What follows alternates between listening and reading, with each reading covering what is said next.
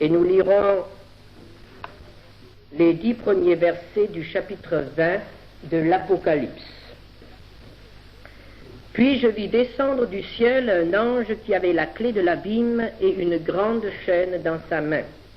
Il saisit le dragon, le serpent ancien qui est le diable et Satan, et il le lia pour 1000 ans. Il le jeta dans l'abîme, ferma et scella l'entrée au-dessus de lui, afin qu'il ne séduisît plus les nations, jusqu'à ce que les 1000 ans fussent accomplis. Après cela, il faut qu'il soit délié pour un peu de temps. Et je vis des trônes, et à ceux qui s'y assirent fut donné le pouvoir de juger. Et je vis les âmes de ceux qui avaient été décapités à cause du témoignage de Jésus et à cause de la parole de Dieu, et de ceux qui n'avaient pas adoré la bête ni son image, et qui n'avaient pas reçu la marque sur leur front et sur leurs mains.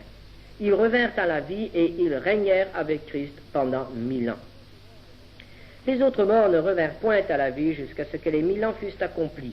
C'est la première résurrection. Heureux et saints ceux qui ont part à la première résurrection. La seconde mort n'a point de pouvoir sur eux, mais ils seront sacrificateurs de Dieu et de Christ, et ils régneront avec lui pendant 1000 ans.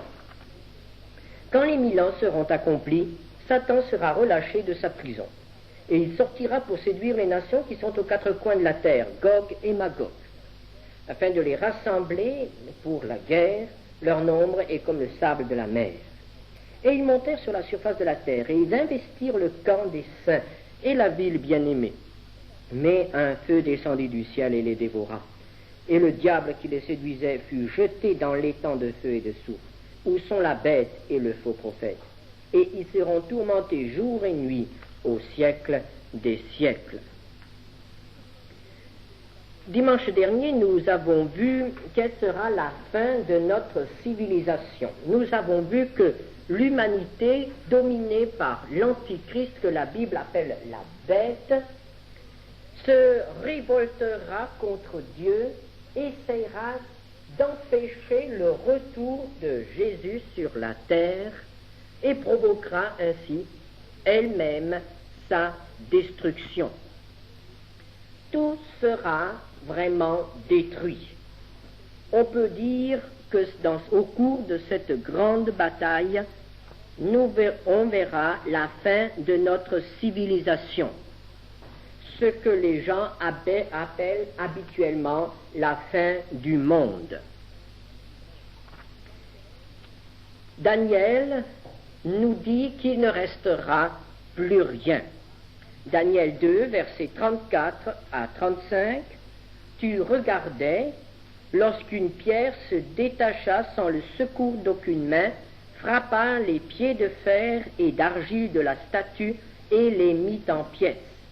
Alors le fer, l'argile, l'airain, l'argent et l'or furent brisés ensemble et devinrent comme la balle qui s'échappe du nerf en été.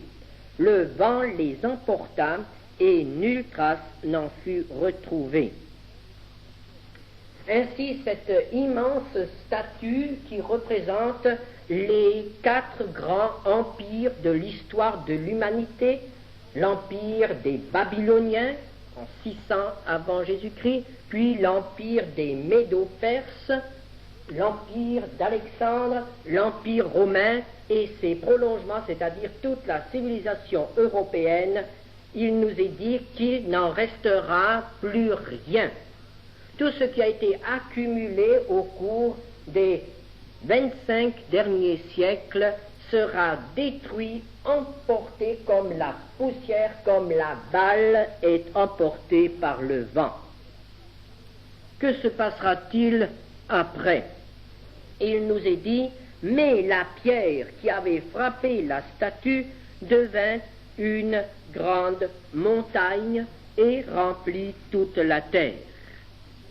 Que représente cette montagne qui prend la place de la statue? Daniel l'explique dans Daniel 2, versets 44 et 45. Dans les temps de ce roi, le Dieu des cieux suscitera un royaume qui ne sera jamais détruit et qui ne passera point sous la domination d'un autre peuple. Il brisera et anéantira tous ces royaumes-là et lui-même subsistera éternellement. C'est ce qu'indique la pierre. Donc cette pierre, qui est le Seigneur Jésus avec les siens, cette pierre va devenir une montagne, c'est-à-dire un royaume. Où se situera ce royaume?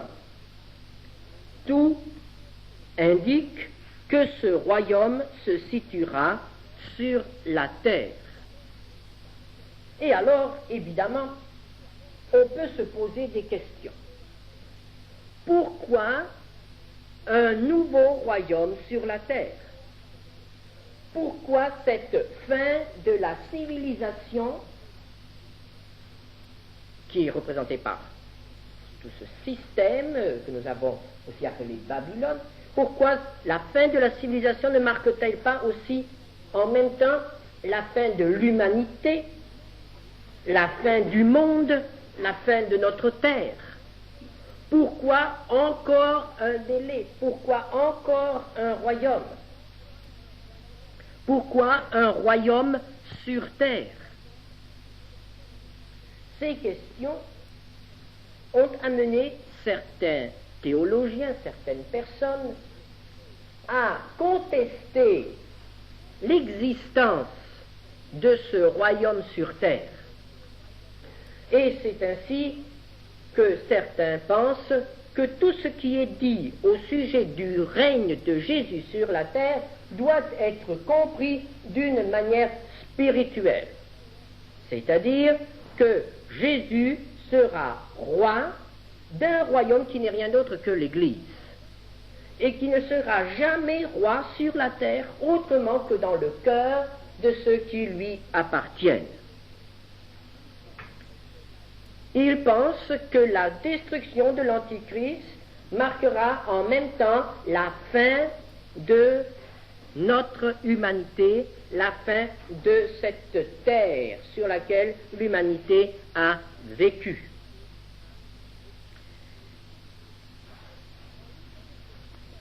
En lisant notre Bible, nous ne pouvons pas accepter cette explication-là, et cela pour plusieurs raisons. Tout d'abord, nous remarquons dans l'Ancien Testament que les prophètes, à plusieurs reprises, parlent d'un royaume dominé par le Messie, par le Christ. Ésaïe 2, versets 1 à 4, par exemple. Il arrivera dans la suite des temps que la montagne de la maison de l'Éternel sera fondée sur le sommet des montagnes, qu'elle s'élèvera par-dessus les collines et que toutes les nations y afflueront.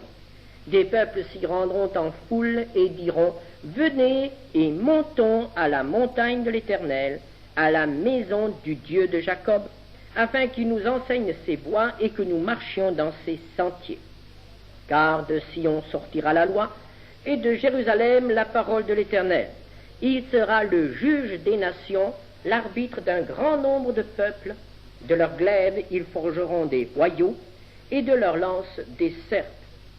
Une nation ne tirera plus l'épée contre une autre, et l'on n'apprendra plus la guerre. » Le prophète Isaïe, dans ce texte, et d'autres prophètes indiquent clairement que l'Éternel régnera un jour à Jérusalem. Et que ce jour-là, il n'y aura plus de guerre. Or, dans le passé, nous ne trouvons aucune trace d'une époque semblable. Cette prophétie ne s'est encore jamais réalisée. Et comme nous savons que la parole de Dieu est la vérité, cette prophétie doit se réaliser, et elle doit se réaliser textuellement, comme les prophéties concernant la première venue du Messie. Les prophètes de l'Ancien Testament parlent réellement d'un royaume terrestre avec un roi qui sera l'Éternel des armées. Le Seigneur Jésus a confirmé cela. Et lorsque nous lisons ces discours, lorsque nous lisons ces entretiens, ces paraboles, nous remarquons qu'il parle toujours à nouveau du royaume de Dieu, du royaume des cieux. et à part quelques exceptions, nous pouvons toujours comprendre qu'il s'agira d'un royaume terrestre, dont la capitale sera Jérusalem et dont le roi sera le Messie. Toutes les paraboles du royaume sont à comprendre dans ce sens. Pensons aussi à la prière, le Notre Père qu'il a enseigné à ses disciples. Et rappelons-nous ces paroles qui font partie de cette prière, Matthieu 6, verset 10. Que ton règne vienne, que ta volonté soit faite sur la terre comme au ciel. Cette prière qui est prononcée par les chrétiens depuis le jour où Jésus l'a enseignée il y a maintenant 19 siècles, jusqu'à nos jours, cette requête-là n'a jamais encore été exaucée. Encore jamais le règne de Dieu n'a été établi sur la terre depuis la mort de Jésus jusqu'à nos jours.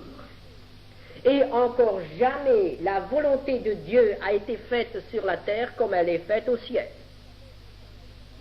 Et nous savons que dans l'évolution normale du cours de l'histoire, il y aura toujours moins de personnes qui feront la volonté de Dieu sur la terre. Donc, le Seigneur Jésus parle ici d'une époque où l'on fera réellement la volonté de Dieu sur la terre.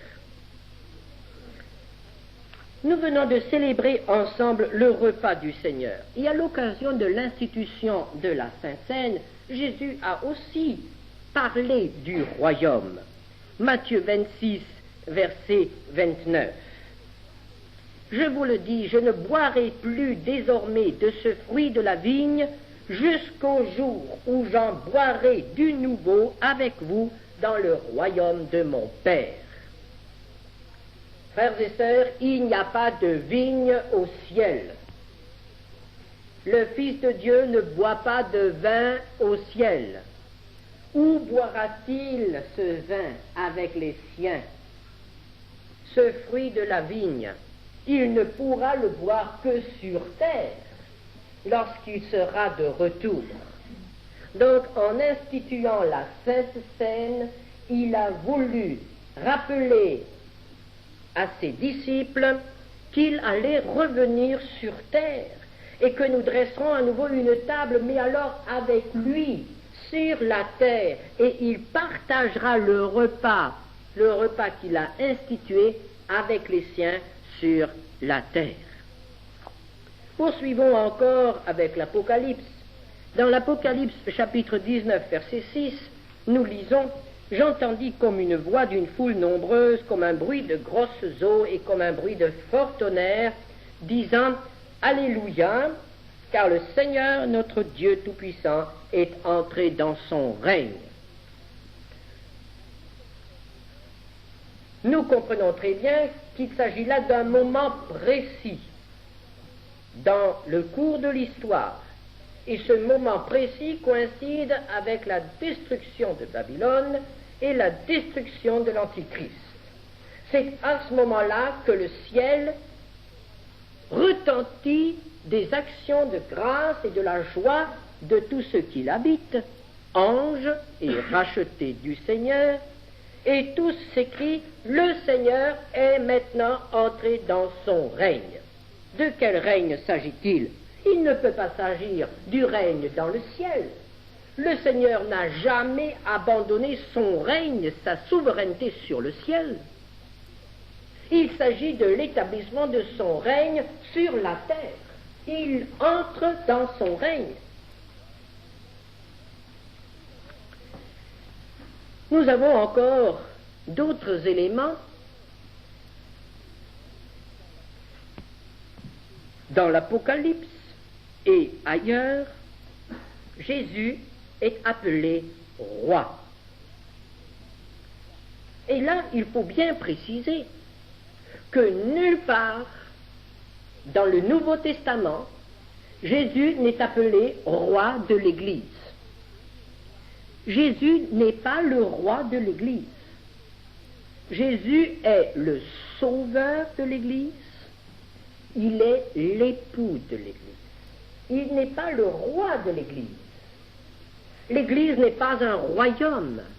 L'Église fait partie du Christ. Elle est le corps de Christ. Elle est la maison de Christ, le temple spirituel de Dieu. Elle n'est pas son royaume. Évidemment, nous chantons des cantiques où il est question de Christ, notre roi. C'est certain, nous pouvons reconnaître personnellement que Jésus est notre roi, c'est certain. Mais dans le Nouveau Testament, nous ne trouvons aucune trace que Jésus soit appelé roi de l'Église. Et pourtant, il est appelé roi. Mais alors, s'il n'est pas le roi de l'Église, de qui est-il roi? De quel royaume est-il roi? Au ciel, sa royauté n'a jamais été contestée. Mais alors, il y a un royaume qui lui est contesté. Et ce royaume ne peut se trouver que sur la terre. Écoutons ce que dit le Seigneur dans le psaume numéro 2. Psaume 2, verset 6. Le Seigneur parle et dit: c'est moi qui ai oint mon roi sur Sion, ma montagne sainte. Prophétiquement, il s'agit ici de Jésus, le Fils de Dieu. Jésus qui est appelé roi et qui sera roi à Jérusalem, à Sion. Et c'est Dieu qui loint roi de Sion. Il viendra donc un temps où Jésus sera réellement roi sur cette terre. Il a dit à Pilate: mon royaume n'est pas de ce monde. C'est-à-dire qu'il n'était pas semblable à ceux du monde à l'époque de Pilate. Jésus n'avait pas de partisans qui combattaient pour l'établissement de son royaume. Jésus viendra lui-même établir son règne sur la terre, comme nous l'avons lu dimanche dernier. Si le royaume de Dieu n'existe pas, Jésus sera frustré de sa royauté. Il ne sera jamais roi sur la terre si le monde était détruit à son retour. Mais il y a encore Israël qui sera frustré s'il n'y a pas de royaume. Pensons un peu à Israël. Israël, c'est le peuple de Dieu, descendant d'Abraham, objet de merveilleuses promesses. C'est par Israël que Dieu s'est révélé au monde. C'est dans le peuple d'Israël que Dieu a choisi une jeune fille, Marie, et par le miracle de l'incarnation a fait d'elle la mère du Messie. Israël doit devenir le peuple du Messie. Israël doit reconnaître son Messie un jour. Et dans les prophètes, nous voyons qu'Israël a un avenir politique, terrestre, glorieux. Lisez les derniers chapitres du prophète Ésaïe, par exemple. Par exemple, le chapitre 54. Lisez les derniers chapitres du prophète Ézéchiel, à partir d'Ézéchiel 40 jusqu'à la fin. Ces choses-là ne peuvent pas être appliquées à l'Église. Ces choses-là ne peuvent pas être comprises spirituellement. Évidemment, il y a là des promesses que nous prenons aussi pour nous. Mais ces textes doivent s'appliquer littéralement, doivent trouver un accomplissement littéral sur cette terre. Si le monde est détruit au moment du retour de Jésus, Israël n'aura jamais vécu l'accomplissement d'une grande partie de ses promesses, des prophéties qui ont été données. Israël sera frustré de tout ce que Dieu, ce fameux héritage promis à Abraham, Israël ne l'a jamais eu. Cette puissance, cette gloire dont nous parlent les psaumes et les prophètes, Israël ne l'a jamais connue. Dieu est fidèle à ses promesses et nous croyons qu'il les tiendra. Il doit donc y avoir encore un royaume sur la terre. Après la destruction de l'Antichrist, le Christ régnera à Jérusalem. Et voyons un peu maintenant qui aura part à ce royaume. Nous venons de parler d'Israël. Israël aura une part privilégiée à ce royaume. Souvenons-nous de ce qui doit se passer dans la fin des temps. Le peuple d'Israël est de nouveau dans son pays. Jérusalem lui appartient. Le peuple d'Israël se laisse séduire par l'Antichrist et conclut une alliance avec lui. Cependant, deux hommes résistent à Jérusalem, organisent la résistance, dénoncent l'Antichrist. Un reste, une minorité se dégage du peuple et résiste à l'Antichrist, se cache dans le désert. Le reste du peuple se laisse entraîner et sera détruit. Il ne restera qu'une poignée de Juifs, ceux qui attendent Jésus, ceux qui reconnaîtront Jésus comme leur Messie, ceux qui l'accepteront au jour de son retour. Et c'est de cette poignée, de cette minorité que sortira un peuple tout à fait nouveau. Voici ce que dit le prophète Ésaïe, dans Ésaïe chapitre 60, versets 21 et 22. Il n'y aura plus que des justes parmi ton peuple, ils posséderont à toujours le pays.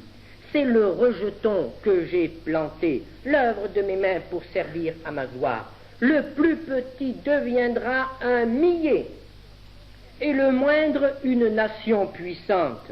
Moi, l'Éternel, je hâterai ces choses en leur temps. De ces quelques-uns, de ces quelques rescapés, ils seront quelques milliers à peine, sortira une nation nouvelle, une nation purifiée, définitivement. Ce sera vraiment le peuple de Dieu, une race bénie.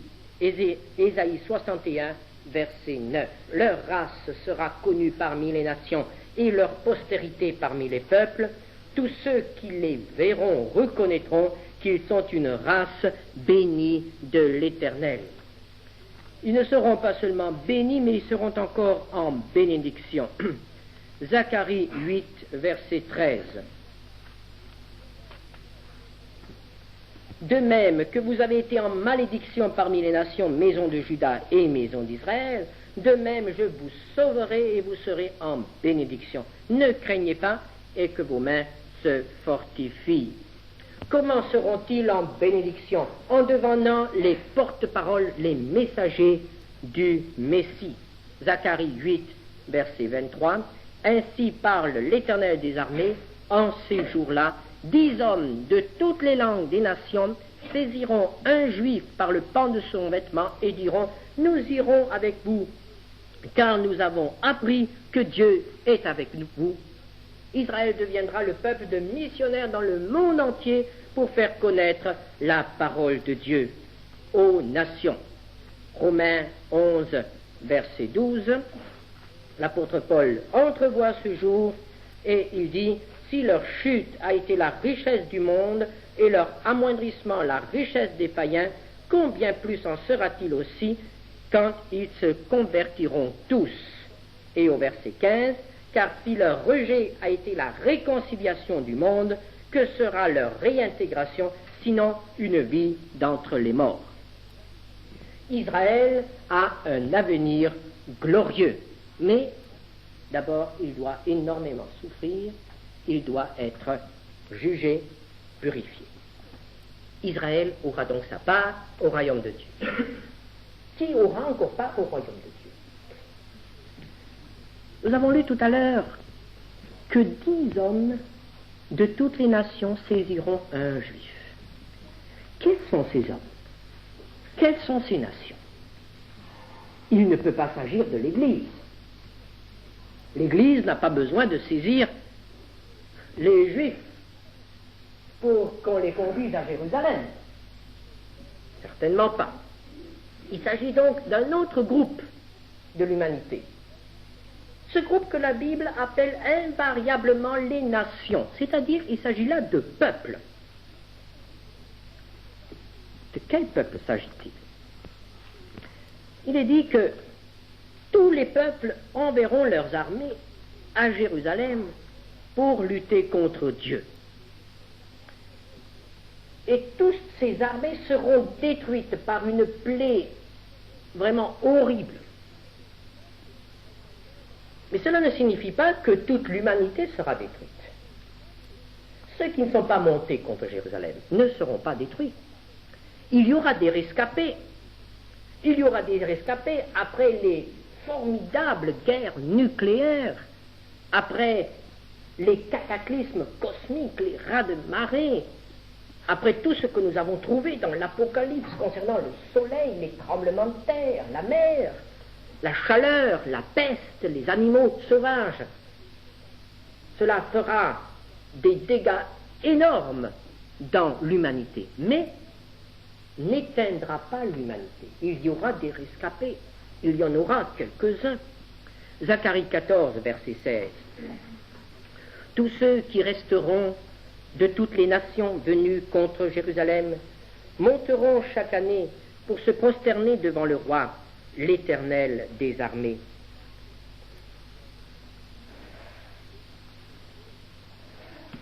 Et pour célébrer la fête des tabernacles. Les rescapés des nations.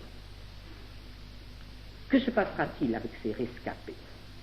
Vous connaissez la parabole des brebis et des boucs. Même en ne connaissant pas la Bible, on a cette image à l'esprit, les brebis, le bouc. Dans cette parabole, le Seigneur Jésus nous dit ce qui se passera lorsqu'il reviendra sur terre. Toutes les nations seront rassemblées devant lui, c'est-à-dire les rescapés. Et le Seigneur va opérer un tri parmi ces nations. Et il va appliquer un test. Et quel sera ce test?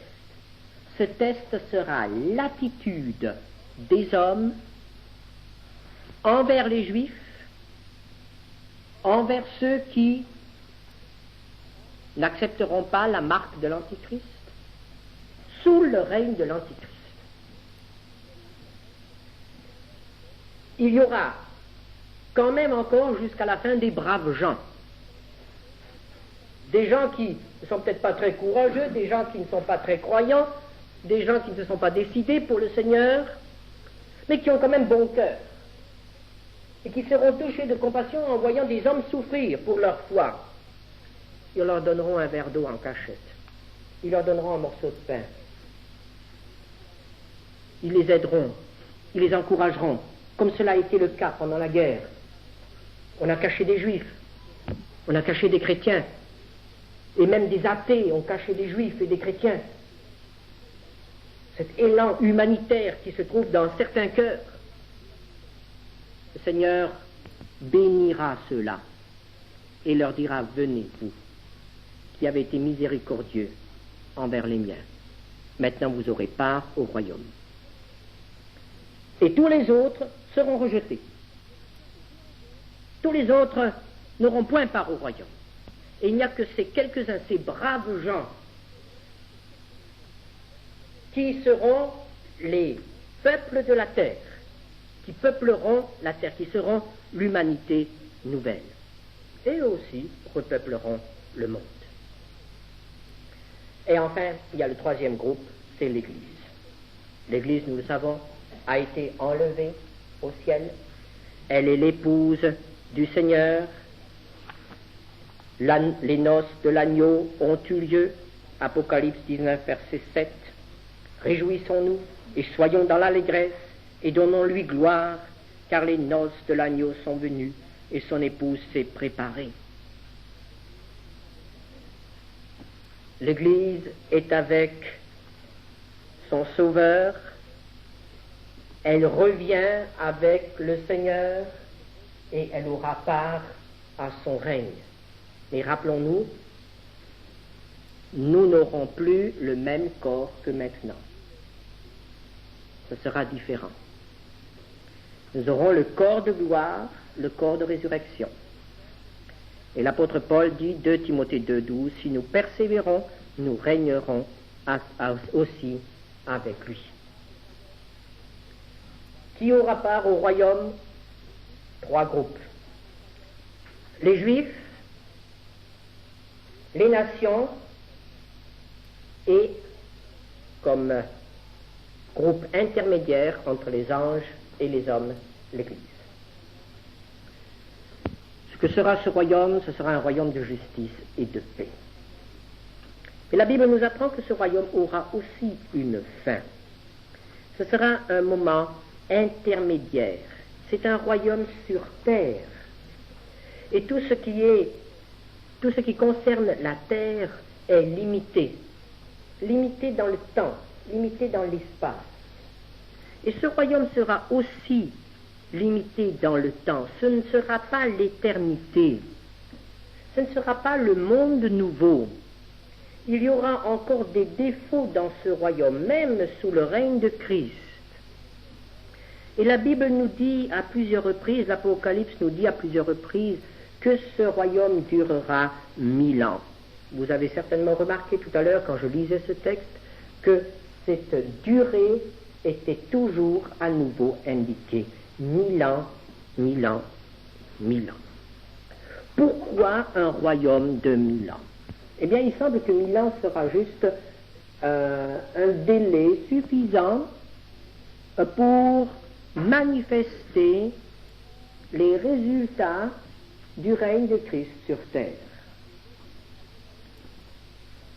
Pour donner à l'humanité la démonstration de ce qu'aurait pu être la terre si on avait accepté avant Jésus comme Seigneur. Si lors de la première venue de Jésus, il avait été accepté comme roi par les hommes de la terre, si au lieu de lui mettre une couronne d'épines, on lui avait apporté simplement chacun son obéissance, s'il était devenu le roi, les choses auraient été différentes. Évidemment, il était dans le plan de Dieu qu'il fallait que le Christ souffrît, qu'il mourût. Mais pendant des siècles, on n'a pas voulu croire que les lois de Christ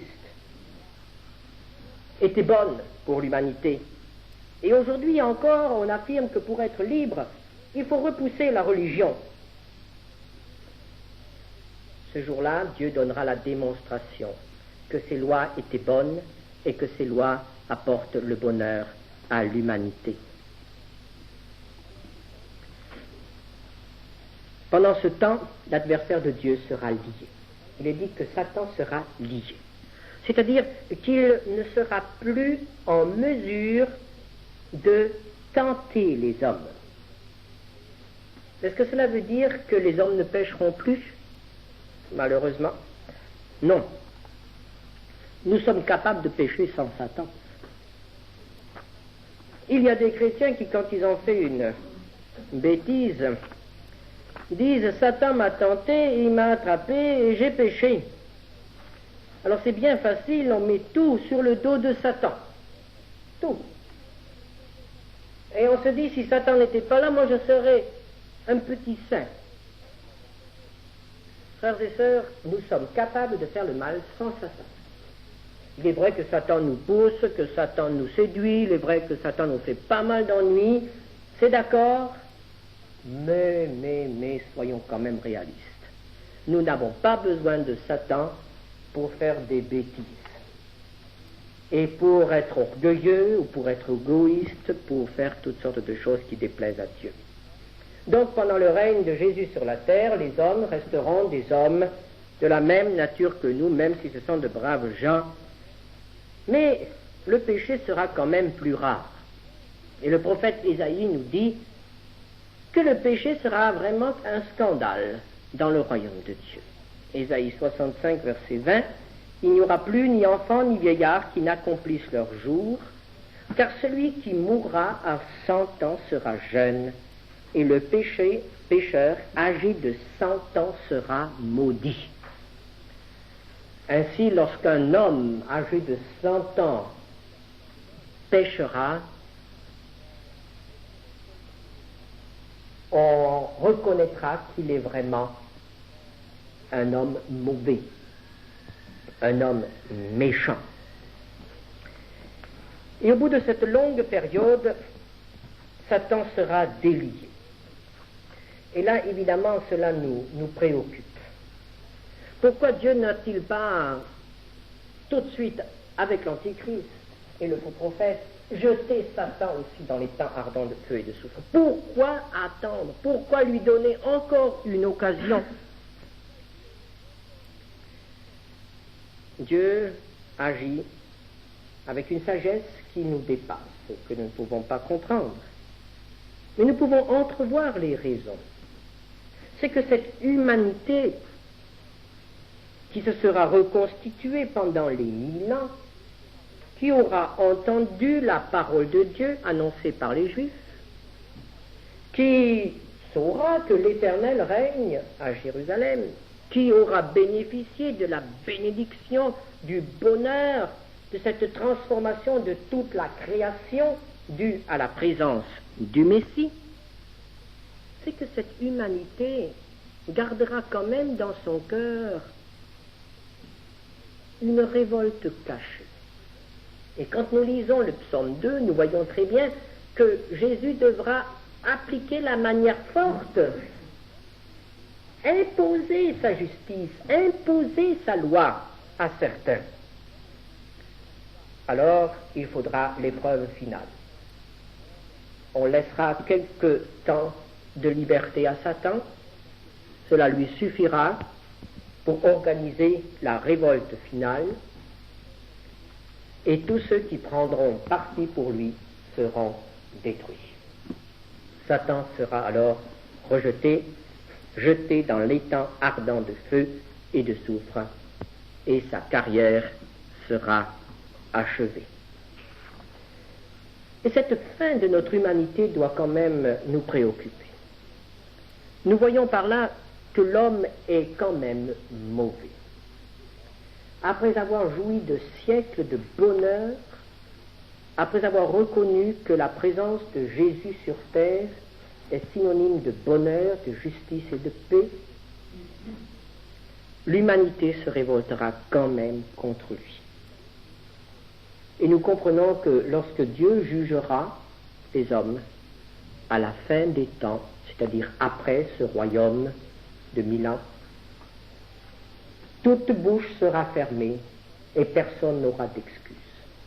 La preuve aura été faite que l'homme est mauvais et qu'il saisit la première occasion pour se révolter contre Dieu. Et la preuve aura aussi été faite que la patience de Dieu a vraiment été jusqu'à l'extrême limite du possible, même avec Satan, son ennemi acharné. L'histoire du monde n'est pas encore terminée. Bien des événements sont encore devant nous, mais aujourd'hui, nous pouvons déjà choisir. Pour faire partie de ce royaume de Christ sur la terre, il n'y a pas de meilleur moyen que d'appartenir à l'Église, c'est-à-dire à tous ceux qui reconnaissent Jésus comme leur Sauveur et Seigneur, et qui font de lui vraiment leur Dieu, qui l'acceptent, qui se détournent de leurs péchés, se convertissent et deviennent ses enfants. C'est le meilleur moyen. Ne comptons pas trop sur ce jugement des nations. Ne nous faisons pas d'illusions, ne disons pas « Oh, moi je suis bien gentil et le Seigneur me mettra avec les brebis parce que je donnerai un verre d'eau à quelqu'un. » Ça, c'est une autre affaire. Nous ne savons absolument pas si nous serons en mesure de donner ce verre d'eau à ce moment-là. Pour participer au royaume, il faut se convertir. Mais si quelqu'un parmi nous ce matin n'est pas certain de participer à ce royaume, demandez à Dieu de vous sauver, demandez-lui de toucher votre cœur et de vous donner cette certitude qu'ont tous ceux qui sont vraiment